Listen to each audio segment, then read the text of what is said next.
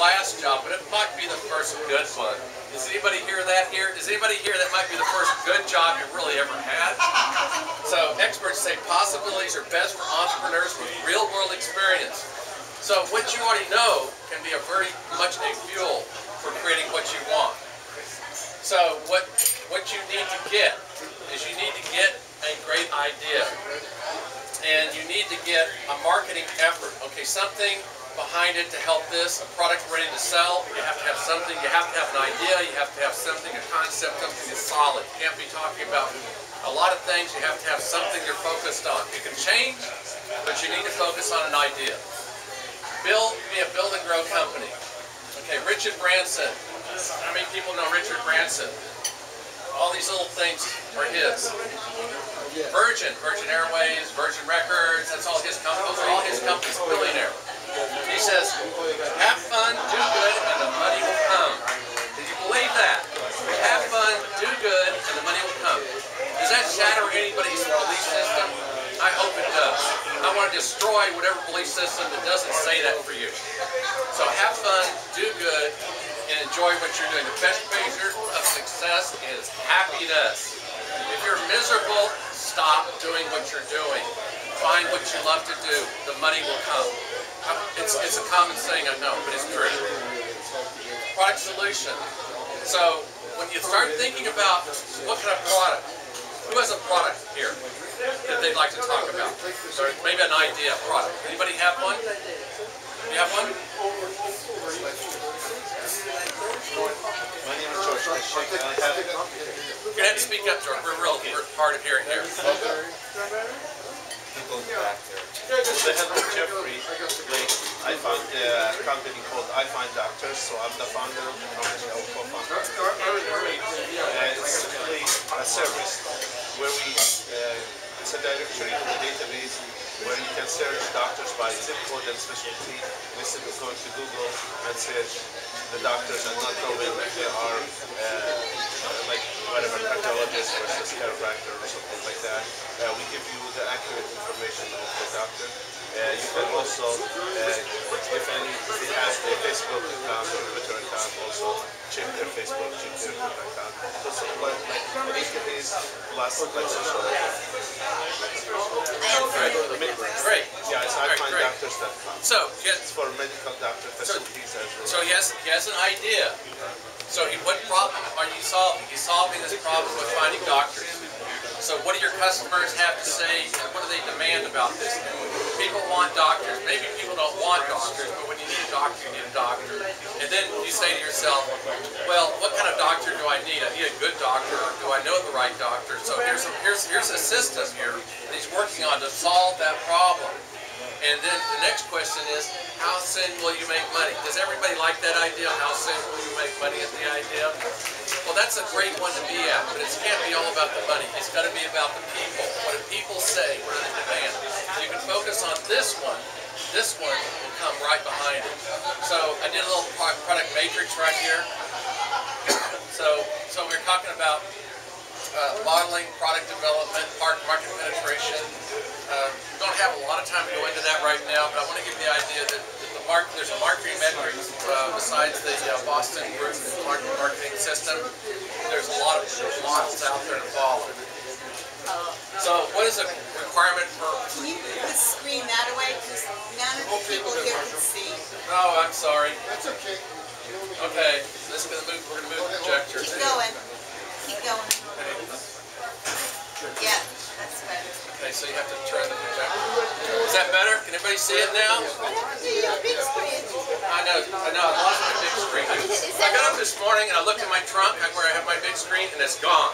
Oh. I said, how can I lose something that's like 4.5 feet long and weighs about 50 pounds? But I did. So, luck. So I'll probably find it someplace like in the laundromat or something like that. But anyway, so what do we talk about when we talk about success? So we talk about a paradigm shift, something that really makes a difference, not just in your life, but in everybody's life around you. When you come up with a product, a concept, an idea, you want to really think about it like how it really makes things different. Who's done this before? Ford did this before. Ford invented the first system that this woman right here, her name is Mary Parker Bullitt, and his idea was to pay people more money and they'll come and work for you. No, it was wrong. In the middle of the Depression, people did not want to work for Ford because they just didn't like the work. So what Ford did is he talked to this woman here and he says, what can I do? He says, what you need to do is take care of their family. So for the first time in American history, they offered health benefits not just to the workers but to their families, and everybody came back to work and was happy to work there. It was a paradigm shift. So Ford's success relied on a lot of factors, and this was one of them right here. She started what's called the human relations movement. So if you heard of human relations, this woman was the beginning of it right here. Disney's paradigm shift. Disney came up with a concept. People need entertainment, not just entertainment that you go to on the weekend or a state fair or something like that, but 365 days a year. How many times did Disney go bankrupt? Has everybody heard about that? 4 or 5 times? Yeah, 4 or 5 times. Did he care? No. You know, every time we go back to the bank, he says, I want some more money. And they say, you're bankrupt. You can't have more money. He says, okay, let me just come back tomorrow. That's what he did. And today we have Disneyland, Disney World, Disney Enterprises, Mickey Mouse is everywhere. You can't get away from it. Disney stores.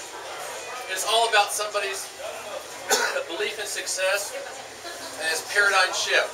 People weren't used to seeing it that way. Google. So everyone knows about Sergio Page, right? And those two guys, they were Stanford students, and I have an association with those guys, but you know, loosely. Another guy started a corporation. He went to school with them. They were all in the PhD program at Stanford, and they were all dropped out. They all started companies, and Google's founders went to Stanford and said, "Hey, we got a great idea, but we've got to check in with you first, because you know what, the university can claim ownership for that. If you know about that, if you go to the university, they can claim ownership for whatever you invent while you're there." So they said to Stanford, they said, what are you going to do? He says, we're going to put a new web browser on it. Just get out of here. You guys, you're crazy. Yeah, right, go ahead. And they said, they dismissed it very quickly. Well, their idea became huge, because they believed in something that nobody else did. You didn't have to have advertising all over your page. You could just have a simple search engine page. And they stuck with it. It was a paradigm shift.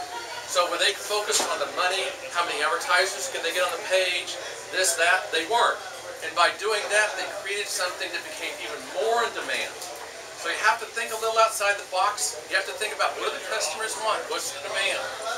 Marketing sales plan is 90% of businesses that fall short due to no marketing plan. I'm not just a bad person, but none.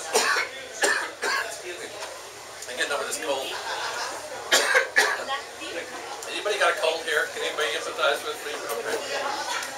All right. Well, anyway. Can I get a glass of water, please? Can I get a glass of water? Are you sweating? Yeah. So the idea is to find out what you do best and then get help with the rest. So you have to have passion to see it. At the end, you have to be accountable and find somebody else that's going. Go ahead. Yeah, what's the explanation for the inability that companies so frequently have in terms of not being able to market themselves? They do something and they do it well, but they just cannot market their ability. What is it that causes that? Everyone is an engineer in this valley. Almost everyone is an engineer, right? I mean all. Not you. Okay. Well, I'm an engineer undercover. Okay. I stopped being an engineer when I started my company. I thought I was going to be the greatest engineer in the world, and immediately I had to start talking with people, and I couldn't be an engineer anymore. It's like a moment of happiness and sorrow all at the same time. But I learned that it was all about the people. So, and so your question was, yeah, what is it that causes so many companies to be unable to market themselves? Why are they unable to market themselves? Great product, they can't market it. Okay, so maybe they're really great at the product level, but they're not really great at the marketing level. So maybe there's a little thing that they can get. It's called know what you do. If you do something really well, don't try to do everything. Just do what you do really, really well. Right. Yeah, and other people will help you with the rest. It's not. Yeah, it's not about a business. It's not about you selling to yourself. It's about you selling to everybody in the world. So You have partners in your customers. You can ask them for help. You can ask Famous Amos. Everybody heard of Famous Amos? Chocolate chip cookie guy. He used to walk up and down the streets of East 14th Street in Oakland. Yeah, that's a scary place, right? And he said he would have a bunch of cookies on his plate. He'd say, "Everybody try my cookies," and it was free cookies. And everybody would say, "Yeah, I like your cookies." And eventually, everybody was eating his cookies. And so one day, you walk down the street after he launched his company, and they say, "Where are my cookies?" And he says, "Well, what do you mean?" He says, "Yeah, I didn't have any free cookies today, so we can buy them at the store." He says, "I want my free cookies. I don't want to buy them." But he'd done his marketing work. That was the best he could do in marketing. He asked everybody on the street, say, "How does the cookies taste?" He didn't worry about, how I was going to hire all these marketing executives. He figured that if everybody liked the way his cookies taste, then he could sell the cookies. So he basically did on-the-street market research. Yeah, but it was more incidental than it was a planned kind of strategic marketing approach. And it worked. And then when he had the formula down, he found the people that could help him. So it's about, when you have the idea, there's all these people in the world out here, and we have a marketing person right here. Just raise your hand, marketing. Right? Okay. Oh, really? Yeah, you. Okay. Okay. So could you help him with his marketing plan? Well, actually, I'm doing the marketing for some local restaurants because they have great food, but they just cannot figure out how to reach their customers and how to grow their business. Okay. Yeah. Well, it's a great question, and we could spend the rest of the day talking about that, and I'd really love to talk with you, but we'll probably just have to take that later on the side, and we can talk about that. Market validation. Oh. Okay, you have a great idea, you have a great product, you have a great concept, you've been working on this really hard. So you can see there's several areas here that we're talking about, and one of them is market potential size. You see how this one comes real high there, and maybe one of them comes high there, but it's not so high over here. So it says alignment with company strategy. You have an idea, so you're aligning your strategy with the market size and the marketability, and you have competitive challenge. Maybe competitive challenge is where they all fall. You have a big bunch of people out there that are competing directly against you. And the estimated cost. Well, look at this one. The estimated cost is high. Market potential is high. So and there's a green one in here. It says estimated cost much lower. But you got a pretty good potential market. You can see there's a strategy to this. You want to look at the factors involved. So when you do a market validation, what you do is you go out and you look at what the market is actually going to be doing. And you can find there's statistics on this. This is something we do. We've got a whole part of our company that does this kind of work. But if you can't afford it, or if you don't want to afford it, then go do it on your own. Just Google it, market validation. So you get started with a great idea. So a great idea is not a hobby, by the way. Hobby is something that you keep putting money into, but you don't really expect to make any money at. So that's fine. It's good to have a hobby. Hobbies are great. I'm all for hobbies. But a business, if you put money in it, you expect to make more money out of it than you put in it. In fact, don't put money in it. Take money out of it. You want business to bring in money, not take out money. So this is a little bit small. Can you read this here? Is it too small? It is. It is too small. I apologize. Okay, so business types. Okay, I want to go through this a little bit, but that's okay. We'll work it out.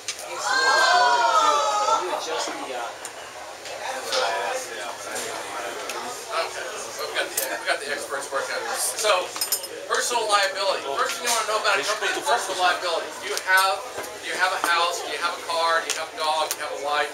Those are assets, right? Or a husband. And so, much better. So those things you could lose in your business. So what you want to do is you want to protect what you have.